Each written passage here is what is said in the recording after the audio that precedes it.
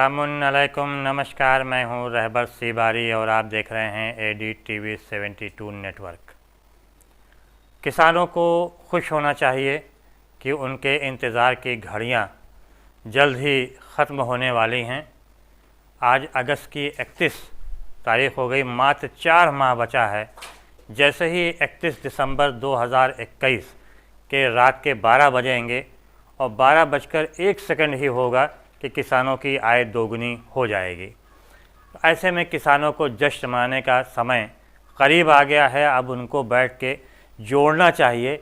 अभी से कागज़ कलम लेके बैठ जाएं और जोड़ने लगें कि उनकी आय कितनी होने वाली है 4 महीने के बाद।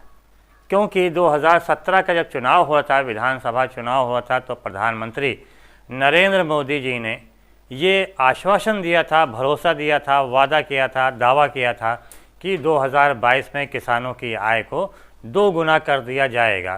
तो अब मात्र 4 महीना ही शेष रह गया है।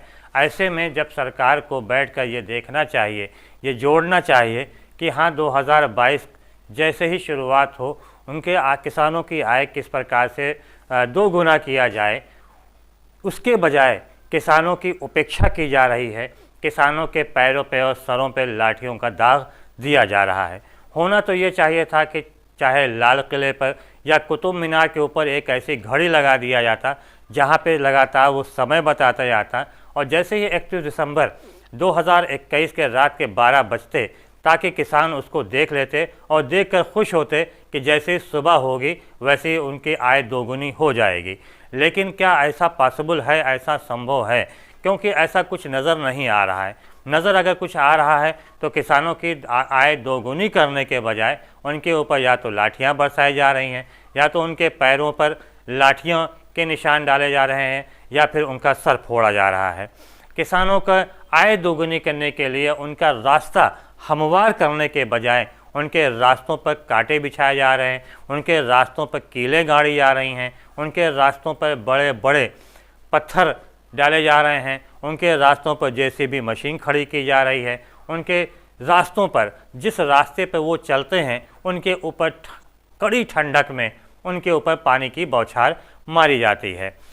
किसानों को आंदोलन करते हुए 9 महीने का समय बीत चुका है। इन 9 महीनों में किसान, ना जाने कितने किसानों की मौत भी हो चुकी है। सिर्फ इस आस में उनकी मौत हो गई कि शायद आने वाले समय में किसानों की जो समस्याएं हैं, किसान जो अपनी मांग को लेकर अड़े हुए हैं, उनकी मांगों को दूर किया जाए। आपको याद होगा कि 9 महीना पहले जब किसानों ने कूच किया दिल्ली की तरफ, तो कहीं ऐसा ना हो कि ये किसान दिल्ली के अंदर घुस जाएं। उनको रोकने के लिए तमाम प्रकार की रुकावटें पैदा की गईं। रास्तों में, सड़कों पर बड़ी बड़ी कीलें धंसा दी गईं, गाड़ दी गईं।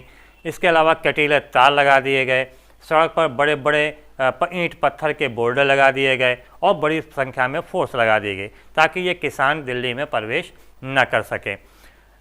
टोक्यो ओलंपिक में जो खिलाड़ी थे भागीदारी करने गए, उनके उधर गेम चल ही रहा था, खेल चल ही रहा था, अंतिम दौर था, तो प्रधानमंत्री नरेंद्र मोदी ने ऐसे खिलाड़ियों से फ़ोन पर बात करके उनका उत्साह वर्धन किया था। बहुत अच्छे कदम भी था उनका, यह सराहनीय कदम भी था, और इसका रिज़ल्ट भी सामने आया था कि भारत को कई पदक जीतने को मिल गए, क्योंकि खिलाड़ियों का उत्साह बढ़ा था।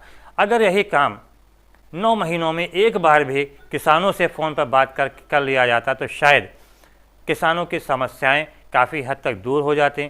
किसानों की जो मुश्किलें हैं, जो जिन बातों को लेकर वो आंदोलनरत हैं, उनका आंदोलन भी शायद समाप्त हो जाता है। लेकिन बात करने की कोशिश नहीं की गई। अंतिम वार्ता जो की गई किसानों से, वो जनवरी में की गई और आज चल रहा है, यह अगस्त का महीना समाप्त होने को है। इन महीनों में, जनवरी से लेकर अब तक, जो किसान दिल्ली बॉर्डर पर अपनी मांगों को लेकर अड़े हुए हैं, अपनी मांगों को लेकर डटे हुए हैं, उन किसानों के रास्तों को और मुश्किलों भरा बनाया जा रहा है, इसके बजाय कि उनका रास्ते को हमवार किया जाए।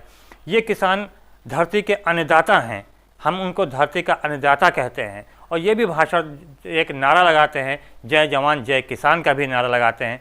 लेकिन ना तो किसानों की समस्याओं को दूर करने के लिए कोई ठोस कदम उठाया जा रहा है, और ना ही उनकी मांगों का निस्तारण ही किया जा रहा है।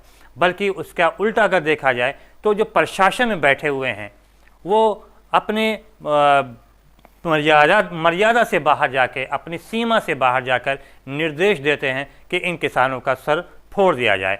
बीते दिनों करनाल में अभी जो कुछ हुआ आपने देखा होगा कि जब किसान आगे बढ़ रहे थे तो करनाल के जो उप जिलाधिकारी एसडीएम उन्होंने उनका एक वीडियो वायरल हुआ जिसमें साफ तौर पे उनके द्वारा कहते हुए सुना गया कि ये जो किसान आगे बढ़ रहे हैं इनको रोका जाए, अगर ना रुकें तो इनका सर फोड़ दिया जाए।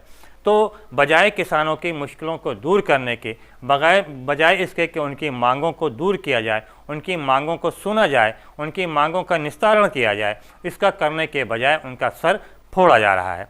तो जाहिर सी बात है, जब किसान को गोदी मीडिया ने शुरुआती दौर में, अगर आपको याद होगा कि जिस समय ये किसान इनका आंदोलन शुरू हुआ था 9 महीने पूर्व लगभग, उस समय गोदी मीडिया ने इनको खालिस्तानी भी कहा था, इनको आतंकवादी भी कहा था। विभिन्न प्रकार के बातें इनके बारे में गोदी मीडिया ने करी थी और कही थी। उस समय यही किसान सफाई देते हुए फिर रहे थे कि हम किसान हैं, इस हिंदुस्तान के किसान हैं, भारत के किसान हैं और हमारे घर का हर बेटा भारत की सीमा पर सुरक्षा के लिए डटा हुआ है, हर बेटा हमारा फौजी है। तब उस समय जय जवान जय किसान का नारा उन किसानों के लिए सही साबित हो रहा था। लेकिन मौजूदा समय में किसानों की जो स्थिति है वो अत्यंत दयनीय है। किसानों की कहीं कोई सुनने वाला नहीं, लेकिन इसके बाद भी दावा किया जाता है कि किसान के लिए बड़ी बड़ी योजनाएं संचालित हो रही हैं, उनको विभिन्न प्रकार की योजनाओं का लाभ भी दिलाया जा रहा है और उनको लेकर तमाम प्रकार के दावे और वादे भी किए जा रहे हैं। लेकिन जिस प्रकार से मात्र 4 महीने का समय रह गया है वादे के अनुसार, जो कि 2017 में प्रधानमंत्री नरेंद्र मोदी ने किसानों से किया था, वो वादा पूरा होने में मात्र 4 महीने का समय रह गया, लेकिन अभी तक इसे लेकर किसी भी प्रकार का कोई ठोस कदम नहीं उठाया गया, ना ही कोई रणनीति तैयार की गई, ना ही कोई कार्य योजना तैयार की गई। नतीजा यह है कि जो किसान उम्मीद लगाए बैठे थे कि 2022 आते ही उनकी आय 2 गुनी हो जाएगी, तो शायद ऐसा होता नज़र नहीं आ रहा है। अगर हो सकता था ऐसा कि किसान का आंदोलन भी समाप्त हो जाता, किसान अपने जो डटे हुए हैं सीमा पर वहाँ से वो पीछे भी हट जाते, अगर जिम्मेदारान उनसे जाके वार्ता करते, उनको आश्वस्त करते, उनको समझाते, लेकिन ऐसा होता नज़र नहीं आया। इन 9 महीने में कभी भी वार्ता को लेकर गंभीरता नहीं दिखाई गई। जब भी कुछ हुआ तो हमेशा या तो जोर ज़बरदस्ती की गई या फिर उनके ऊपर बल का प्रयोग किया गया। जबकि पिछले दिनों ही न्यायालय ने एक टिप्पणी भी किया था कि ये किसान जो बैठे हैं इनसे वार्ता करके किस प्रकार की वार्ता किया जा रहा है, किस प्रकार से इनसे बातचीत की जा रही है, इनकी मांगों को लेकर कौन सा कदम उठाया जा रहा है। लेकिन न्यायालय के तमाम टिप्पणियों के बावजूद किसी भी प्रकार का ठोस कदम अब तक नहीं उठाया गया। अब हम चलते हैं दूसरी खबर की तरफ। कभी कभी जो दिखता है वो होता नहीं, जो होता है वो दिखता नहीं।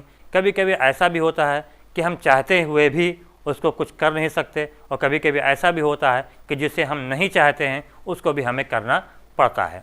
कुछ इसी प्रकार की उहापोह में मौजूदा समय में देश के कई राज्य सरकारें भी हैं। उन्हीं राज्य सरकारों में एक उत्तर प्रदेश की भी सरकार है जो इस स्थिति में, उहापोह की स्थिति में है कि हमको क्या करना चाहिए और क्या नहीं करना चाहिए। एक तरफ ये भी बात कही जा रही है कोरोना संक्रमण की जो दर है वो धीरे धीरे बढ़ रही है। कोरोना संक्रमण की संभावित तीसरी लहर कभी भी आ सकती है। कोरोना का संक्रमण भी बढ़ रहा है। अभी एक दिन पूर्व ही सोशल मीडिया पर, हालांकि इसके सरकारी तौर पे कोई पुष्टि नहीं है, लेकिन सोशल मीडिया पे जिस प्रकार से सामने आया कि उत्तर प्रदेश के कई ज़िलों में 24 घंटे के अंदर 50 लोगों की मौत हो गई। वायरल फीवर का नाम दिया गया, वायरल फीवर और डेंगू से 50 लोगों की मौत हो गई, उसमें 26 बच्चे थे। हालांकि हम फिर एक बार कह रहे हैं कि इसकी कोई सरकारी पुष्टि नहीं है।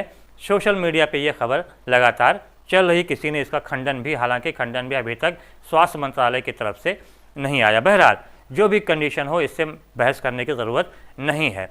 कोरोना संक्रमण अन्य राज्यों में फैल रहा है, ये सही है। उत्तर प्रदेश में किस हद तक कदम रखा है कुछ पता नहीं। बहरहाल जो कंडीशन है, इस कंडीशन में जैसे 1 सितंबर से प्राइमरी स्तर के भी स्कूलों को खोला जा रहा है। एक तरफ ये भी कहा जा रहा है कि कोरोना संक्रमण बढ़ रहा है, तमाम प्रकार के सख्तियाँ बरती जाने लगी हैं। जो अभी तक रात्रिकालीन कर्फ्यू था, हालांकि उसे एक दिन के लिए हटा दिया गया था पर्व को देखते हुए, लेकिन रात्रिकालीन जो सख्तियां हैं उसको बढ़ा दी गई हैं।